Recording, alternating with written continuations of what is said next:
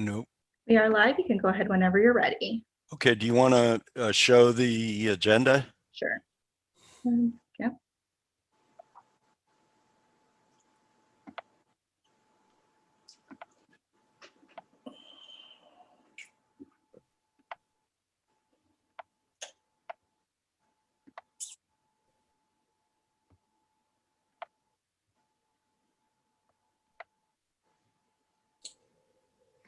Okay.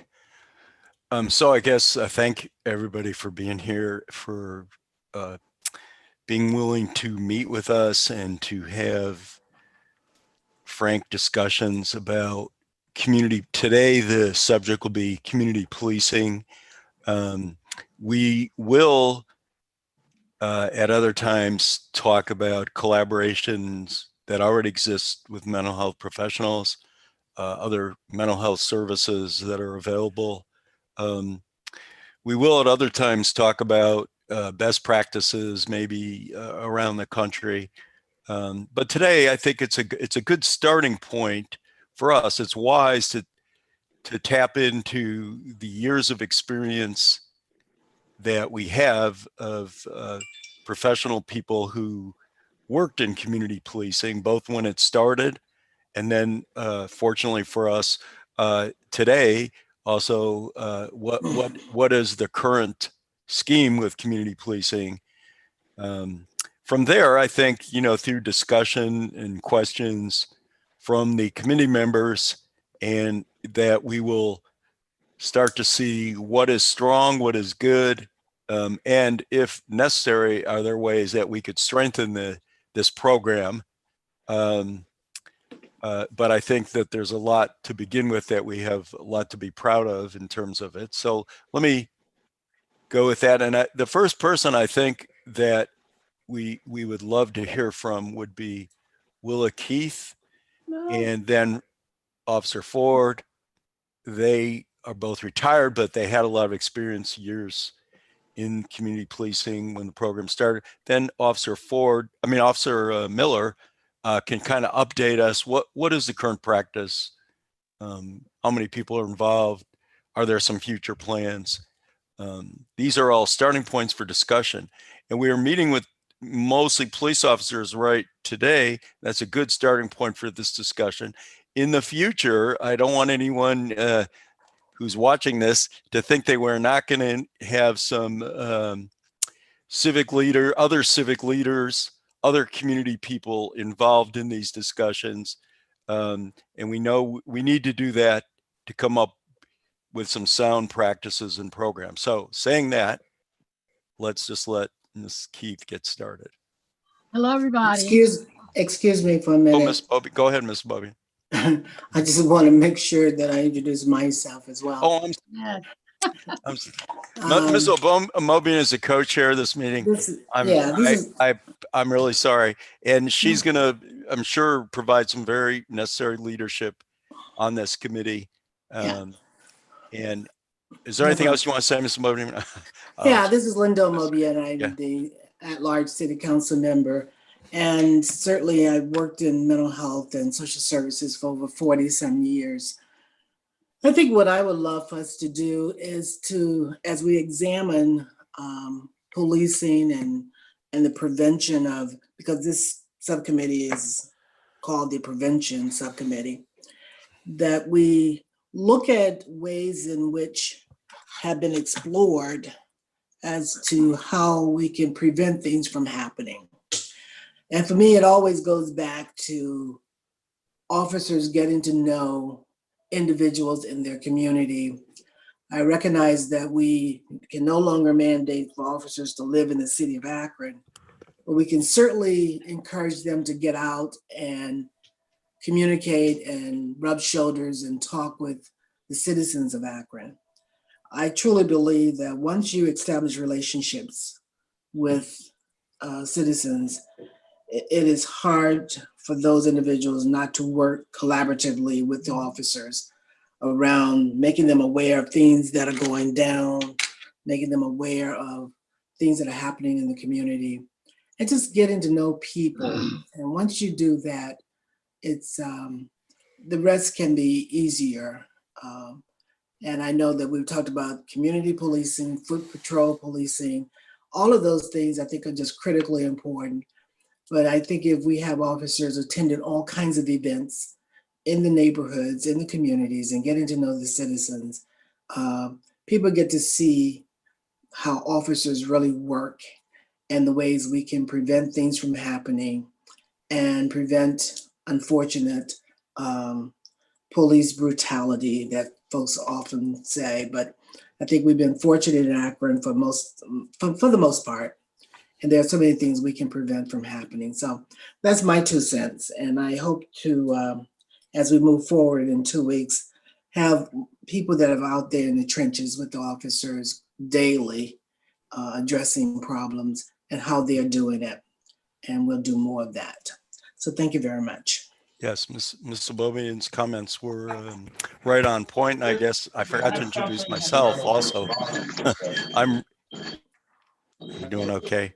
I'm Rich Swirsky. I'm the First Ward councilman, and I am chair, and Ms. Abobian is co-chair of this committee. So, and I think I share all of Ms. Abobian's comments, and let's hear from the people who have been implementing this. So go ahead with Mrs. Keith. Hey, I'm going to introduce myself. My name is Willa Keith. I am a retired police sergeant with Akron, retiring in 2006. I spent 12 years as a patrol officer. 3 of those years, I was community policing officer. 5 of those years, I spent as sergeant in community relations, where I actually supervised community policing and background investigations, recruiting, also the educational programs, safety programs, block watch groups. I provided a article from Doug Livingston that he wrote in June, this past June, about the evolution of community policing, not only in Akron, but in America. And just as in the past, community policing really took hold after the civil riots in 1968, and was pretty predominantly in police departments until 1994, when we as the Akron Police Department received a large grant to implement community policing in the department.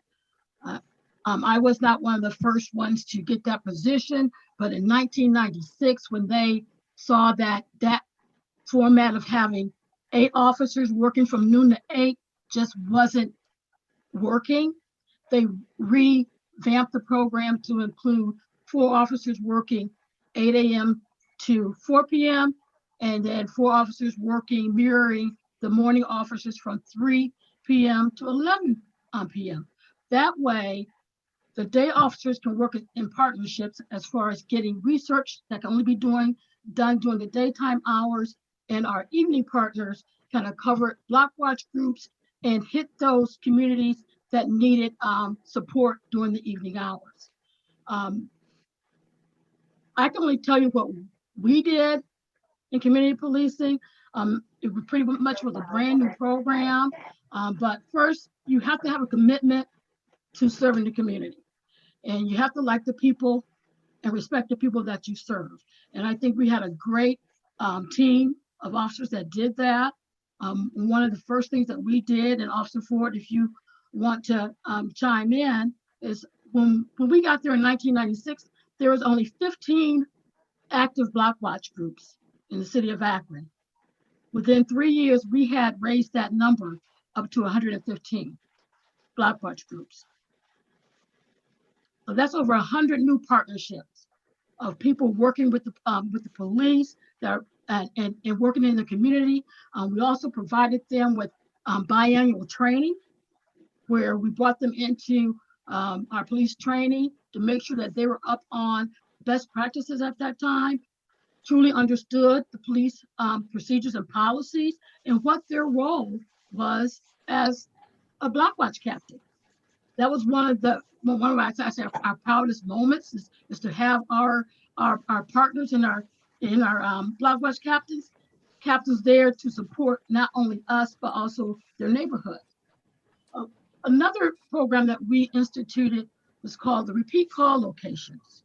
And what that did was we identified calls for service. If we saw a household had received more than 4 calls in a month to their address, we assigned an officer to investigate, why are you calling the police so much? What can we do to stop you from calling so much? What's the problem? Sometimes it just took us going out and knowing that they had a dedicated community policing officer that they can call and for someone to take the time to hear them. Other times it was a true neighborhood dispute. So what we did, we created a mediation process. At the time, Sharon Butler McCrae, she was employed with the city of Akron and she was a mediator. She not only helped us mediate neighborhood disputes, she also trained us on the techniques and how to diffuse situations before they escalated to something more serious. And that's something, that I don't know if that's continuing or not, but that worked great for us. It took those problems off of the patrol officer to answer calls for service and not being bogged down by going to the same locations over and over again. Then in 2006, because of this program, the Ohio Attorney General's office recognized our unit for creating a repeat call location database where we address situations head on and reduce the calls for service so it could free up our officers on the street. So we got an award for that. We also tackled the excessive alarms. 98% of the alarms that police answer are false. And we spend a lot of time answering those. So we want to tackle that. And so we assigned an alarm police. And so we were able to reduce alarms. I believe that program is still going on. And that it just frees up officers to do real police work. And that's what it's supposed to do. Make sure that they're not being tied down by calls that could be handled another way. And I think that's kind of what they're talking about now, maybe looking at the calls and how we respond to them. And maybe there might be another way to solve them. Lastly, one of the things that we did was the National Night Out Against Crime. That came out of community relations. It came out of the community policing unit. Back in 1999, we only had 2 communities participating in National Night Out. That was East Akron Community House and Mountain of the Lord Community Church. We came together to do 2 in 1999. Then when I retired in 2006, went over to the mayor's office, we continued that program. To last year, we did 18 communities participating in National Night Out. That brings the community in partnership with not only the police, but also your city leaders, community organizations. It's a good resource. So that's some of the things that we did. But as far as getting into the nitty gritty, I'm going to let Lloyd Ford tell us about some of the things. He's really a natural community policing officer. He was born into it. And I'm just going to let Lloyd take it from here. Good evening, everyone. How's everyone doing? Good. I'm a retired police officer from the Akron Police Department, and I worked in community policing for almost 15, 20 years. I think I was like the second generation of community police officers.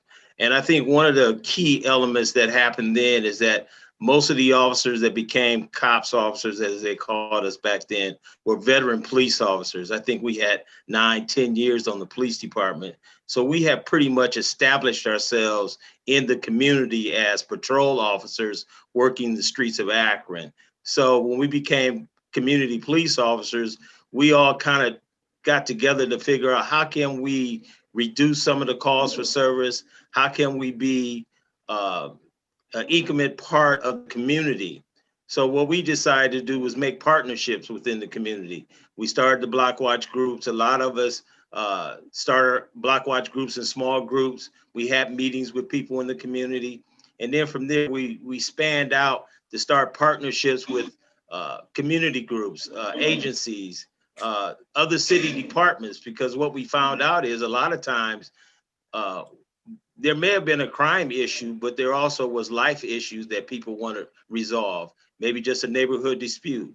I can remember one time at Wildwood in Madison, the storm drain was plugged up, and I called someone in the city. We became a relationship, and he went out and they cleaned it out. And that was community policing, because the community came with a problem. They asked you, how can we solve the problem? And then as community police officers, we went out and found those resources to help us to solve those problems. And I think when you do community policing, you need all the resources you can.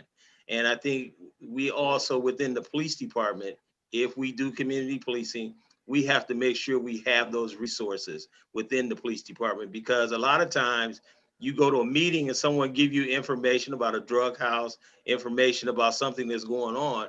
I may not have the tools to solve that situation, but there is units within the police department that can assist me in solving those issues.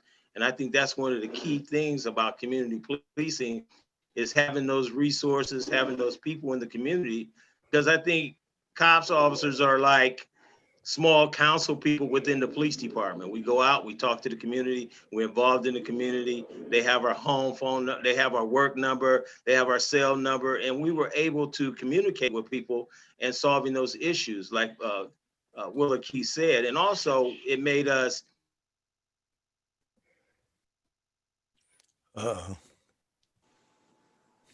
help reduce those calls for service. And then once I got involved with that address, I kind of followed to see if the calls for service went down at that address. And truly they did, because now they didn't have to call the police when there was an issue. They could call me, leave me a message, and I could get back with them to see how I could help to keep them from calling for a non-essential type emergency problem in the community. I think we have to work towards that goal of being community oriented. I would love to see, I think we all are really community police officers. And I think Akron, we do a decent job when it comes to community, but I think we have to get a little bit more involved in the community knowing us. And we have to do public awareness announcements. We have to let the public know why we do what we do, when we do what we do. And I think that's a big part of community policing, is educating the community about us and why we do what we do.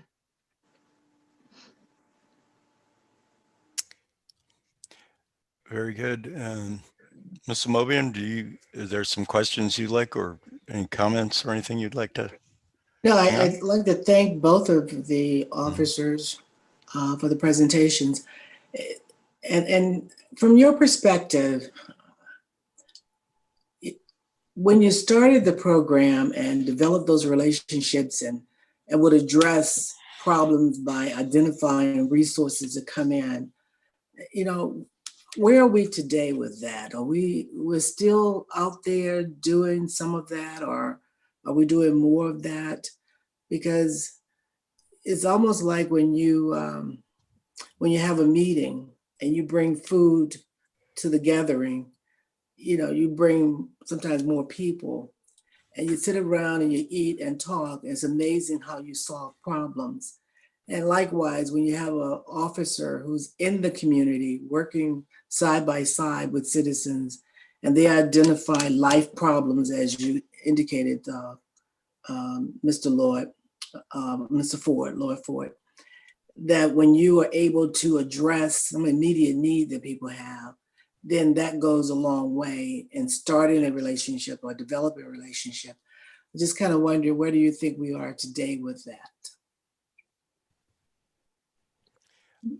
That question Miller, to me or Lieutenant to Miller? Lieutenant Miller? He's Yeah, in the office today. Yeah, that would be good. I think might be good. I'm glad you asked that question, Mr. Mobian, but maybe we should have Lieutenant Miller speak first to address that question. Lieutenant Miller? Yes, sir. Thanks for having me, Miss Linda, Willa Keith, Lloyd, nice to see you all. Miss Sarah, Captain Vital. So I am currently the Public Information Officer for the City of Akron. I am the commander also over community relations. I've been in this position for approximately 11 months. And those are all great questions. Willa, Keith, and Floyd were part of the foundation of what we're discussing here in terms of community policing. And part of my job is to help facilitate, not only participate in discussion, but figure out how we and where we go forward to either revitalize or renew, or how do we continue some of that great work that they've done historically. So certainly we recognize that I've been part of discussions with both deputy chiefs, the chief of police, Kimball, and other city leaders about that. I just want to give you an overview briefly on kind of how we're constructed today by comparison to the structure that the two officers referred to during their tenure, and what we've identified as kind of a wish list for moving that perspective forward.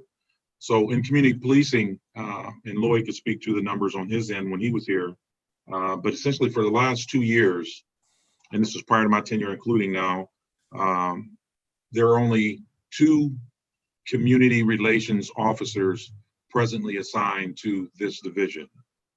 And there are 2 officers and 1 sergeant that I work with side by side on a daily basis. For that approximate 18 months, we've been tasked with doing community program-based events. And essentially we've done that, as I mentioned, with a very skeleton crew of 2 officers. We've had officers in on various rotating temp assignments to help with some of the planning and execution of some of these events. The events that I speak of, for example, pre-COVID, community relations coordinated and facilitated over 400 community-based events. Those are largely teaching, training, orientation, like ALICE training, and a number of other programs that are wrapped into that. And again, we've done that essentially with 2 or more officers, which is very, very challenging to do. Somehow we were blessed and managed to do, like I said, over 400 community-based programs. Now, as a broader spectrum, there's no question that I think even from the chief's point of view, that we employ and embrace, I know I do, everyone I work around and have worked around, and Lloyd knows this in particular, community policing concepts, recognize the benefit, value, and strengths of that concept in order to help enhance our effectiveness in the community. But it would be an understatement to say that we can, sustain anything that was done in the future with the current structure, the limited number of 2 officers that we have here in the unit. So there is a plan that was discussed. I spoke to Mr. Swartzky a week or so ago about what was proposed. I'll highlight that for you now. Many people have asked, well, hey, what happened to cops? What happened to the cops unit, community policing? And essentially through attrition, retirement, and things of that nature, after those wonderful men and women left, or on the heels of them preparing to leave, we submitted grants for and received monies to hire what we call neighborhood response team officers. Ideally, that's a collection of 12 officers that are each under the direct supervision of a zone commander, to which Captain Vital is one of those members. And those officers are tasked with doing some of the similar work that Lloyd and Willa outlined in their particular zone. So they have 1 officer per zone, per ward member, and they interact with them, with ward council per ward, to tackle some of these neighborhood problems. Certainly don't want to blow smoke and say that that is always adequate, because frankly, you know, there are only 10 of the 12. We have 2 vacancies in that position. Weeks ago, I was part of a meeting, a series of 2 meetings that culminated with presenting information to the mayor. The department was in position and poised to receive a grant to hire 12, specifically 12 community-oriented policing officers. 12 positions that would be dedicated toward community policing efforts to enhance or wrap around the efforts that our current NRT officers are doing under the direction of our shift captains or zone commanders. And there was a proposal, tentative, that was presented to the mayor's administration, the mayor himself, from the chief and deputy chiefs, on how and where those 12 officers would be assigned or allocated. And that's at his, the mayor has that information for his review. But among those 12, 2 of those officers we've asked to be assigned to community relations. That would take us from 2 officers presently to 4 community relations officers. Don't quote me on the total number, because that could shift. I know the number for community relations was 2. That would take us from 2 to 4. The other numbers would include bolstering the total number of NRT officers or otherwise community policing officers from 12 to 16. And in that number also, what it would be an additional sergeant that would be assigned to community relations, that would serve as not only a liaison and do extended work for community relations, but also be a liaison between the neighborhood response team unit officers and the shift commanders. So that was kind of the proposal that we left, that the chief and deputy chiefs presented for the mayor's consideration. We believe that adding those numbers would position us firmly to be able to continue or to renew some of those efforts, community policing efforts. And that was the proposal that's left for him to consider. And that's where we are today. I know that this office here, even with 2 officers, they do wonderful work. My Sergeant Brent Botnick has spearheaded this community relations programming and all of that, facilitating these programs very, very in just a profound fashion. So I'm encouraged, because I know, listening to the commitments and passions from some of those meetings with the deputy chiefs and chief, that they're equally appear to be equally committed to doing this. And community policing, in my opinion, should be synonymous with any future success that we hope to have. And we believe that partnerships with, you know, the city council folks and the ward representatives under the leadership of the zone commanders and captains, we think we can achieve that collectively if we are all on the same page. Okay, that's a good update, kind of. And I have some questions I want to ask you, and maybe Ms. Amobian does also, but just want to offer the opportunity to District Commander Beitzel if she would like to make a comment. If not, if that's okay too, but would you like to say something?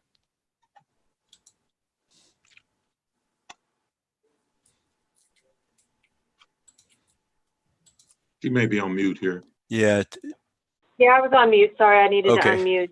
I've Okay. got my police video on because I'm on duty, so I didn't want that to interfere.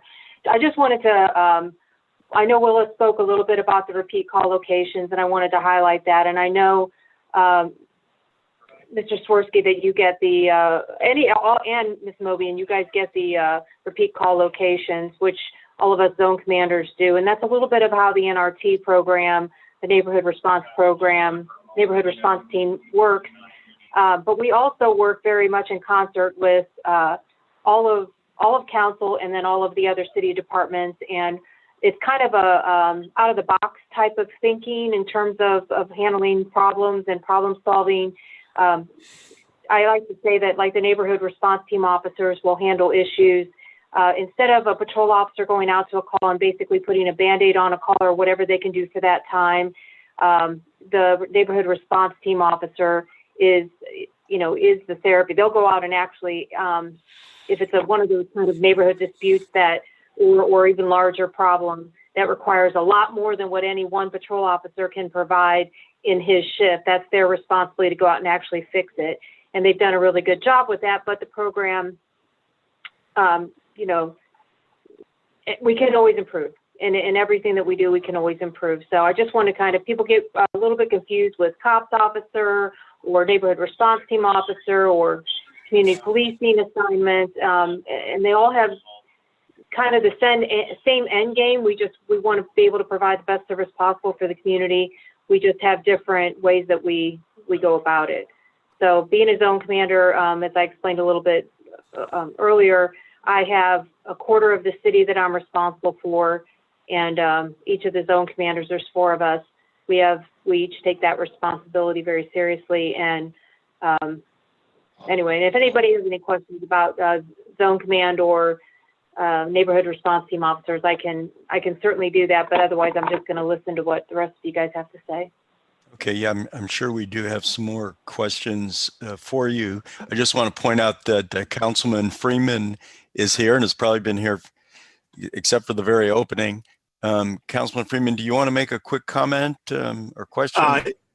Yeah, I did. Pardon me. I'm still in my car. I'm not home yet. But first of all, thanks to Lieutenant and Captain. Lieutenant, appreciate the reports that we get, every day and read those faithfully. I'm just wondering here probably, oh my goodness, 12, 13 years ago, we passed a nuisance ordinance. If the Akron Police Department shows up at a house 3 times within 6 months, and there is something that they see, there is a violation, that we then can start to pass financial burden on to the property owner. Are we using that ordinance much these days? I can answer that. Oh, okay. I think that, Lieutenant Miller, he's excused for 1 second. Okay. Yes, we are. It really, I can speak for, honestly, Mr. Freeman, I could speak for my zone. Honestly, I can't speak for the other 3 zones. I don't know, but I can tell you in my zone, my NRT officers do use that. There are very tight parameters as to what types of calls can be considered nuisance calls. And after so many calls at a residence, then we can. It is one tool. It's not, we don't use it every time. Sometimes it's not necessary. Sometimes just a little bit of pressure on a landlord or even a homeowner, if they live there, let them know. Sometimes people just don't know they're being a nuisance to their community. But yes, we are using that pretty effectively. We can always use, I'm sure it can always be used more. Commander Beitzel, is there some tracking of that? How of the use of the nuisance ordinance? Because that's sort of a place where City Council intersects with you guys. We passed the law. Is the law working well? Does it need to be revised? Has it had an impact? I think part of that would be some inventory the last year or two. How often has it been used in what kinds of cases? Is that something you guys are tracking or could be tracking or could, take another look at because I would like to know that myself, because I've had some situations in my ward that one case nuisance pretty quickly, in another case that's very drawn out and aggravated. So far the nuisance has the nuisance ordinance hasn't really been used. So just want to get a profile of that around the Akron about that. And I think everyone's had a chance to say some opening comments. And I don't know if I have some more questions, but Ms. Amobian, if you want to start with some questions, that's okay. Go ahead. I just have a question about, and I realize that some of these scenarios have not happened in Akron per se, but I just thinking in terms of someone like Eric Garner, who was selling loose cigarettes on the corner of New York City. You know, when we get things that are petty like that, do we have a way of addressing them without putting our hands on the person, without trying to, you know, arrest them or stranglehold them? Or how would those things be handled so that the officers are not injured, the person is not injured, but I know it's a nuisance to the community? How are there ways in which we can address that without ever touching the person? And I'm sure you have all kinds of situations that you get reported to you that are really nuisance and people are troubled by them. But I'm just thinking in terms of your safety as well as the safety of the citizen. How do we try to handle those things? Do we try to engage community leaders or ministers or somebody to help us talk to this person? Again, that's You just guys one want me to- example. I can, Do you want me to answer that? and Go from ahead. my experience, yeah, I think from my experience, I think that's why community policing is one of those important types of things that can help in the community. Because if you have a community police officer that's kind of assigned to an area every day, he's probably going to know about that individual and what he's doing. So that officer probably has a relationship where, you know, like used to be behind Rouches was a big thing. You know, they were just hanging out, they were drinking, they were smoking. And, you know, the few times you go back there, you know, you kind of let yourself know that you've been here and that you coming back. And then eventually you say, everybody's got to go. And then everybody leaves and then they come back. So then you start to find ways to resolve that issue. And one of the ways that we resolved that small issue was to bring in the city and cut down some of the trees that was in that back area where they were sitting under the shade. So now you got an open area where there's sun. So I think community policing is one of those things that can help solve an issue, something like somebody selling cigarettes or somebody doing something small like that, and try to build a relationship or even try to find someone in that person's family that could help you with that situation instead of, you know, hands-on, that type of thing to try to resolve that issue. It may come to hands-on, but I think we can handle that without going to that extreme. I honestly think that our police department wouldn't go to that. He would really have to fight us for them to get into a confrontation like that. I just don't see it. I think we have other resources that we could use to solve that issue. Yeah, and I'd like to talk a little, if I may, because since I am in patrol, and patrol has been where I've been for the majority of my career, which is going on 26 years now. The reason why you don't hear about things like that here in Akron is because we do all of those kinds of things that you're talking about, those little annoyances like selling cigarettes on the street or public intoxications, and those things are handled every day, multiple times by officers on the street, and they don't put their hands on them. They talk to them, they take them to, maybe our psychiatric emergency, or they take them to detox, or they take them home, or, when you say, is there a way? Yes, there is a way, and they do it every single day, and it doesn't escalate unless there is an absolute necessity, something else comes into play that causes that to happen. So I never say never. I'm not going to say that is, could never happen, or I certainly don't want to ever say that in the past that nothing like that's ever happened. But if you would look at the number of times that we handle almost exactly those kinds of scenarios, and you don't hear about it because they handle it and the problem's taken care of, and it doesn't end up in the newspaper anywhere. So, yes, there's a way, and we do it every day. Can I Yeah, piggyback Very on good. that? Very good. Can I piggyback? Thank you, Captain Bixel, for saying that. I came on in 1989, worked midnight shift for 5 years, and what she is saying is so true. Well, what I hate about what's going on now is that the Akron Police Department has been put in the same light as other police departments. We have great training. Our crisis intervention training is top notch. We lead not only in Ohio, but across the country in training in crisis intervention. And we do this on a daily basis. And even going out after retirement and being a part of the community, we have excellent officers. They are trained well, they are engaged in the community.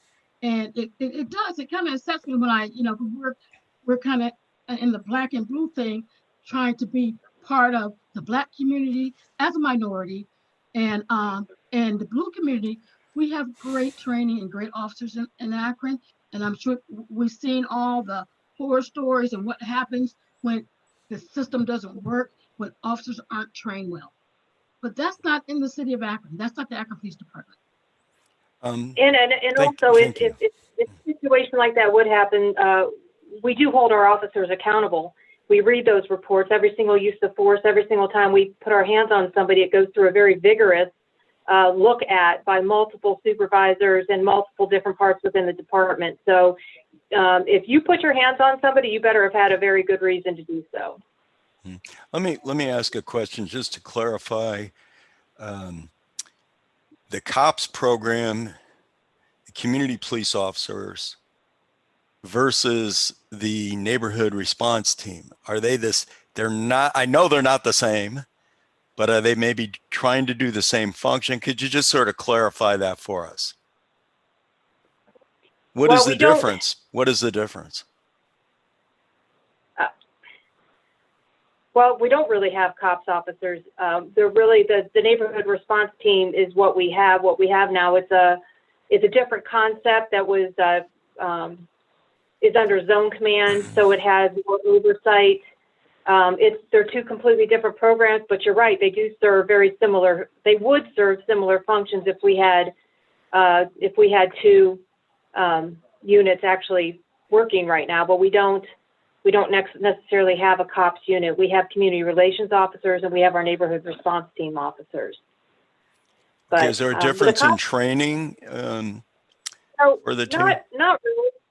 No, and Lloyd and Will, I'm so glad you have them here because they were two of the absolute best that we ever had. They can speak to what the COPS program was, but they could also tell you that what the neighborhood response team does is very similar. It's just taking it's taking more attention on problems in the community, providing all of the resources, taking the time to handle something the patrol can't, and really building those kinds of relationships even more than what a patrol officer would be able to have the time to do. And actually empowering the community to solve their own, to help be a part of the process to solve their own problems. That's a huge, huge part of it because we can't be everywhere. And the neighborhood response team officers do that same function when they go to community meetings and encourage people to be part of block watch groups and provide them with their own resources. I know you guys have all been a part of those. So they're all basically having the same function. Am I right about that, Lloyd? Yes. Well, Yes. I mean, if I can add, just being out with our NERT officers, they do a great job. They're at the community meetings. One of the things that they're not doing is they're not initiating the block watch groups anymore. That's coming out of the neighborhood department. And they felt that they didn't have a home. They don't have an office. They don't have their own space where they can go in and check messages or just sit because they're part of the shift, which is a good thing. But Rich, you asked about the difference is that community policing officers have their own units. They can specialize and work together to solve a problem. Because maybe the problem was too much for one officer to solve. So we work together as a team to solve those problems. So I think it's important that they have a home base to go to. It doesn't have to be a large unit or it could be a space where they can go check messages, call people back, and just have their own space. Another thing that may be missing with the NERT officers, I don't know, Captain Faisal, do they have any on the day shift at all? The NRT officers, no, they are on my shift, platoon 3 and platoon 4. However, they do have a space down in community relations, but they share, each sector shares a desk. Yeah. So they don't really have their own space, but they do have a little bit, it is a little bit better than it was. Okay. That is something, because they are definitely excellent officers, but I think that's something that maybe need to be looked at, that they do get their own space, that they have someone in the daytime. Because sometimes we talked about the nuisance abatement. That program has actually been in on the books for years, and then was enhanced, 13, 14 years ago. We worked with the then prosecutor, Doug Colley, to board up nuisance homes, to do those things, but you needed someone to do the research during the daytime, talk to the landlords during the daytime. And when you don't have someone appointed to that position, assigned to that, some things get lost. And that's the only thing. I just really wish that our Akron Police Department would take up the initial initiation of block watch groups, not over with the neighborhood department that's doing it now, because you're missing that partnership. It's a partnership between the police and the community. And they kind of took the police out of that step. Yeah, that's, I'm hearing you. Did someone else trying to say something? Yeah, Rich, go ahead.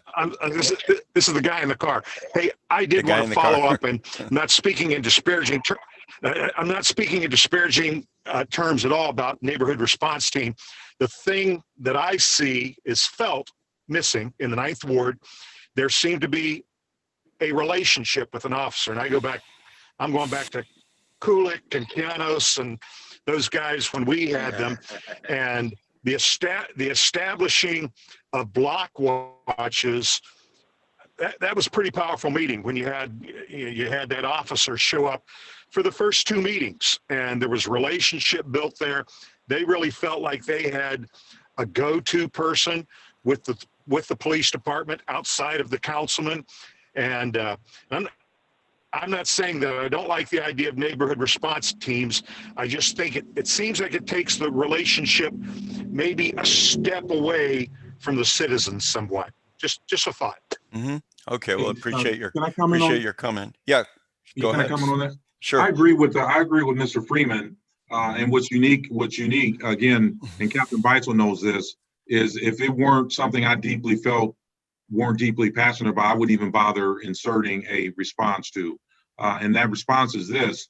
One of the last things the chief said in the meeting that we presented, the outline that I gave you with respect to adding additional folks to the neighborhood response team, is he emphasized with the addition or infusion of those additional folks to wanting to get back to what Mr. Freeman just outlined, which is those establishing of those direct one-on-one day or every other day relationship. So that is something that's on our radar for sure. And I think it is essential, as Mr. Freeman outlined. And that's something that with this grant, providing we're awarded that, it sounds like we will be, we hope to actually do that. The other thing to, could I just ask a question about that before we move on to something else? Yes, sir. What's the timeline on that? You are in the process of applying for the grant? No. I apologize if I wasn't clear on that. I certainly probably didn't even provide it. So essentially we are, this was as of 2 weeks ago, essentially our last step. We had already applied for the grant. The grant, I believe, is in the neighborhood of $1.9 million for 12 additional community-oriented officers. The title can change, whether it be NRT or otherwise. But the timeline essentially for hire of those 12 officers were going to be fall to early of next year. To my understanding from the information given, that was the time frame. Okay, so we were awarded the grant. Yes. I just want to make sure we got that. We haven't just applied. We've been awarded it. Yes. So at the point of this meeting 2.5 weeks ago, the last step, and it sounds like that step may have already happened, was we were signing the award certificate or the award document to receive that grant. And so they were going to work out the logistics in terms of hiring and timeline. Okay. All right. Thank you very much. Thanks. I'm sorry I just want to make sure that's clear. Was there another point you wanted to elaborate on? Or? Yeah. to Willa Key's point about dedicated space, to be effective, to have a place to workspace, to come back and follow up on the things that are vital to that end of the work. And so we essentially have, I was doing the count, I think they're up to 12 to 14. There are cubicles here in community relations. So we have a cubicle space for up to 12 to 14 people, maybe 16 even. And obviously with some rearranging, we could probably accommodate more safely and do it, from a distance in terms of the, social distancing guidelines and things of that nature. So once this is, once this is, we add the officers to this position, add on to the neighborhood response team, they will have a desk and computer and everything they need to do their dedicated work housed inside community relations. The NRTs will still be under the command of the shift commanders, of the zone commanders. But the new sergeant that they'll put in will also have a liaison role to assist with the supervision of the entire group of folks. And so that is our hope if it goes forward. Let me just Right. clarify. Oh. Ms. Mobian, you can be next. Let me just clarify. The NRTs, are they full-time community policing officers? Or is that something they do on the side, but they're also doing a lot of enforcement? Well, they should be doing next to no direct enforcement, traffic enforcement, things of that nature. They're by virtue of the way that was framed in terms of the grant, they were designed to handle neighborhood oriented problems. Okay.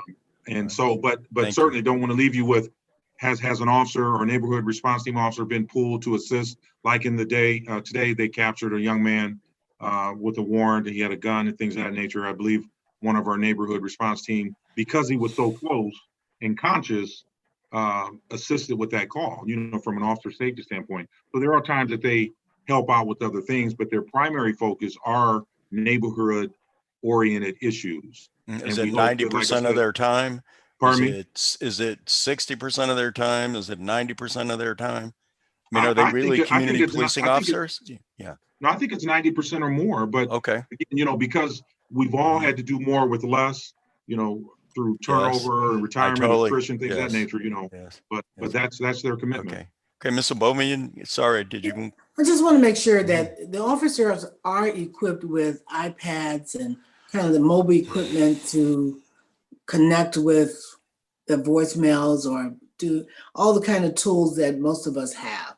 The iPhone, the iPad, those kinds of resources. They do have those available to them too, right?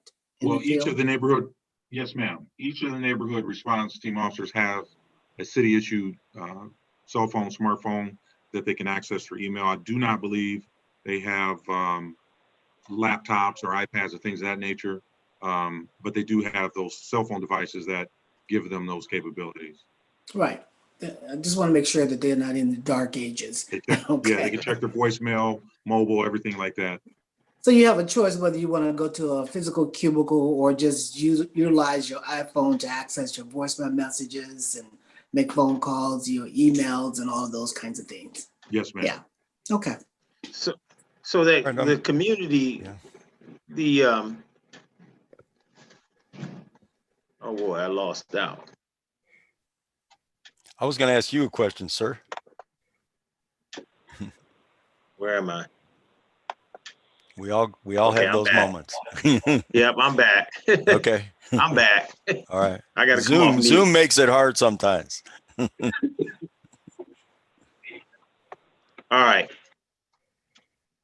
So what I like Councilman Freeman was saying, those relationships that you build, to me is very important for the police department in general when there is something of like what's happening in some of these other cities. I think your cops officers or officers that's out there in the community can educate the public about us and our department and what we're trying to accomplish because they have that relationship.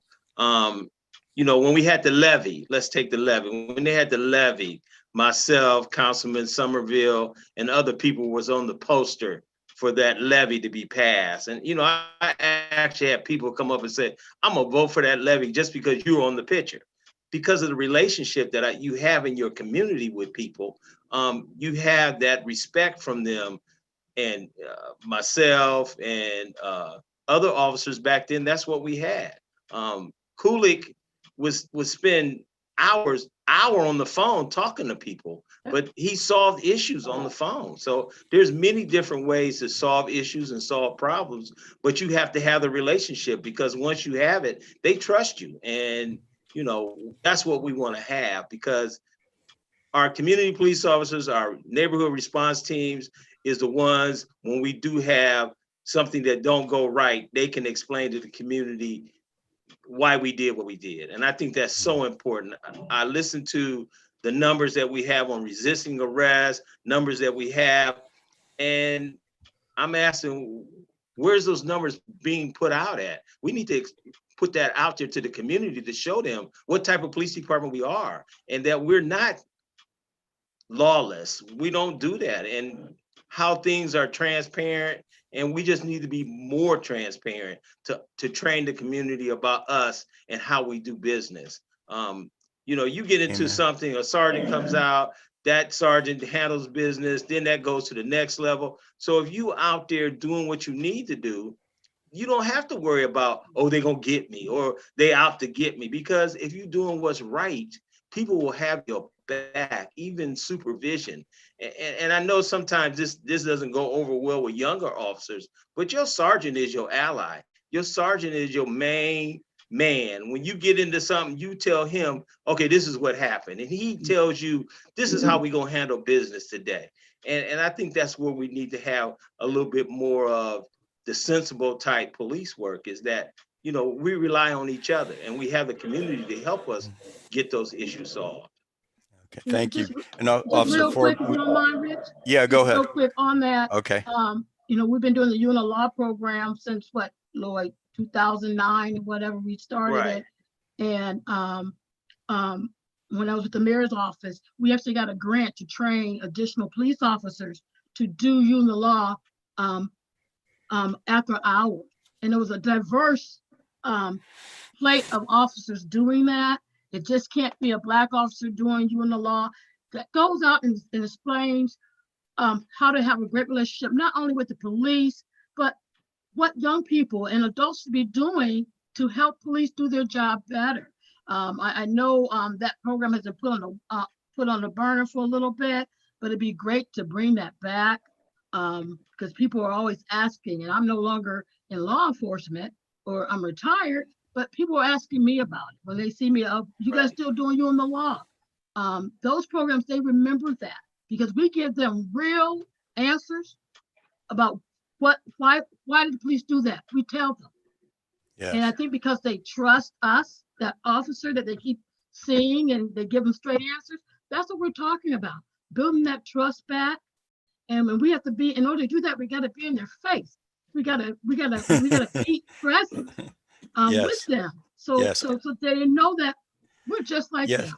We're just human beings. Yes, I totally agree with this, you know, eyeball to eyeball approach to policing. And one of the things that I've pushed for at times in my ward, and I know it's always a question of resources, but and Ms. Obomian brought this up. There's two parts to it though: foot patrols, cops out walking around in the neighborhood, and secondly, bike patrols. Because at one time we even got a bunch of new bikes that somehow the Republican National Convention paid for them. And what's going on with that? What's happening with bike patrols and foot patrols? Because that's where the eyeball to eyeball, we need, what's the current status of that? And I guess, Mr. Miller, you're going to. Yeah, I can speak to that too. So just like you mentioned, those two features were mainstays in what we did here in the past, too distant past, to your point. But those topics were also on the lips and on the table at the discussion that we had, that information that was later presented to the mayor, which is going back to that. Someone proposed, I think actually Major Major Capers highlighted some program that he saw called Flashlight Cop or something to that nature. Essentially walking the beat in the neighborhood, whether it be at night. And it seemed the panel thought that was a good idea, and they presented that to the chief for his review, and he seemed to be in favor of that too. So there's no question that getting out there on the beat, walking, utilizing those bites during seasonable, season times that weather permits are vital. I can tell you that we have assigned recently one of our newer sergeants to be the facilitator for the bike program, and looking at certifications, training, and getting that certification moving forward this spring in 2021, getting that back up and off the ground in terms of certifying officers on those Excellent. bikes. Yes, be very glad to hear that. I know in my ward, those two things are very popular. And anybody who thinks about policing for just a few minutes, anybody who's lived life in Akron knows that those two things can really make a dramatic difference on the relationship and the trust that the citizens have in the police. Because as Officer Ford brought up, it's that personal contact. And if we can, with bikes, be out there even more, the cruisers are good, but I think the bikes can add a whole new dimension in the foot patrols. And I'm glad to see that that's being discussed by the administration and the chiefs. And I'm pretty sure, there's a good chance this committee is going to recommend some things like that. Also, after we've done some investigation, listen to other people. Anybody else want to ask another question? Council people, you want to ask another question or make a comment? Because we could be we've gone past 6 o'clock.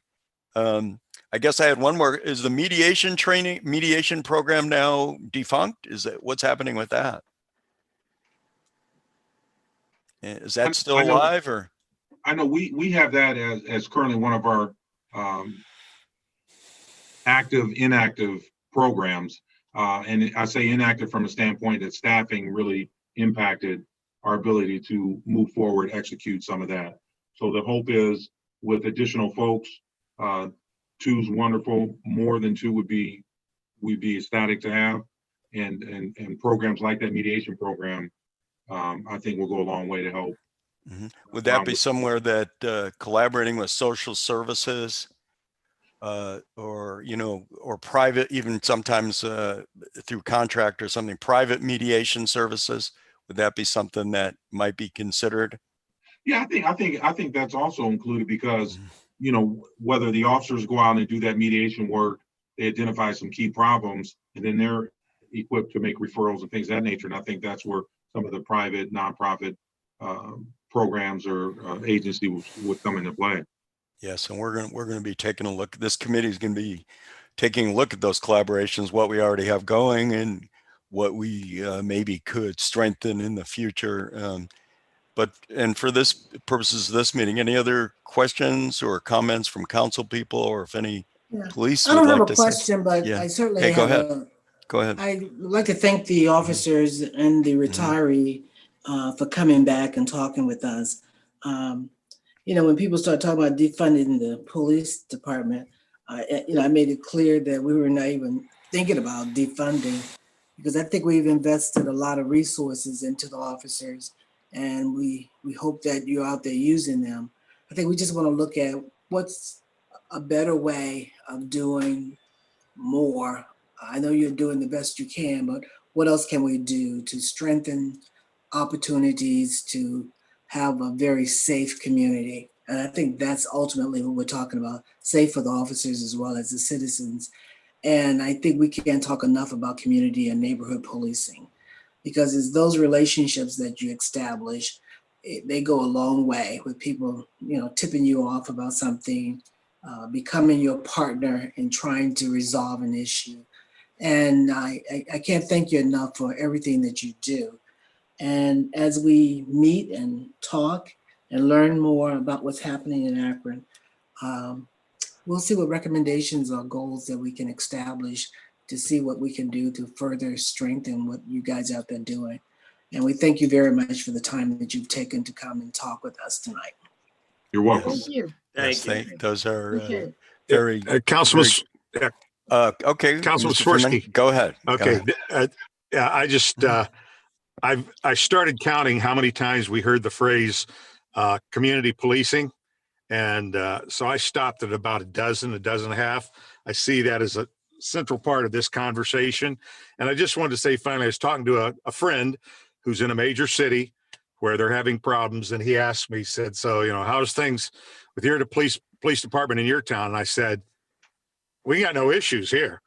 I said, we're real fortunate. And to mix us up with, name the town, to mix us up with a lot of the other towns would be a real injustice, the Akron Police Department. So that's not what we're saying here. Would like to see more community policing though. But thanks to everybody that was here tonight, both active and retired, and appreciate the time. Yes. You're and, welcome, sir. Thank you. Good seeing Yes. everybody. Thank you. I just want to add that, it wasn't too long ago that people in our city voted to increase funding to the police department. And I would say that in my ward, people overwhelmingly support you guys. And I know sometimes, people look at things happening around the country or that it gets a little bit overgeneralized, but people support the police. Now that they also support Black Lives Matter. They do. But the people with Black Lives Matter signs doesn't mean they don't like the police. And I know somehow in the national conflict, it's become interpreted that way. But in my ward, people love you guys. They also want to make sure that there aren't any incidents that have happened in some of the other cities, that it doesn't happen here. And particularly, they want to make sure that our police department is not a conveyor of some form of institutional racism. Now that's a much bigger talk, but I want to know, that in terms of people's attitude towards the people who are APD working for us here, they really support you guys, and they want city council people to work with you and to make sure that this police department is one that prevents something like's happened in the other cities, that works ahead. And that's what our whole reimagining public safety is about.